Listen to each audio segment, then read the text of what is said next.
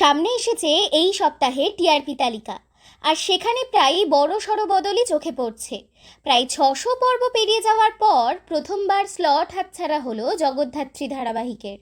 Bengal topper হওয়ার দৌড়ে এখনো বেশ খানিকটা পিছিয়ে রয়েছে স্টার জলসার ধারাবাহিকগুলি। এই সপ্তাহে যৌথভাবে প্রথম স্থান দখল করেছে নিমফুলের মধু ও ফুলকি।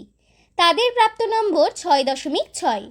এর আগে পঞ্চম স্থানে ছিল গীতা এলএলবি, সেখান থেকে দ্বিতীয় স্থান দখল করেছে এই ধারাবাহিক, আর তার প্রাপ্ত নম্বর ৬.৪।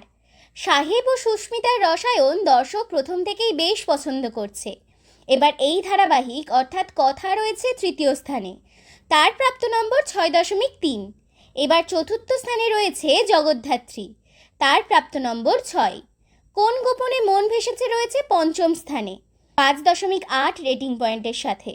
৫.১ রেটিং পয়েন্ট পেয়ে ষষ্ঠ স্থানে রয়েছে বধুয়া। সপ্তম স্থানে রয়েছে দুটি ধারাবাহিক, জল থই থই ভালোবাসা আর অনুরাগের ছোঁয়া, তাদের প্রাপ্ত নম্বর ৪.৬। অষ্টম স্থানে রয়েছে আলোর কোলে, তার প্রাপ্ত নম্বর ৪.৫।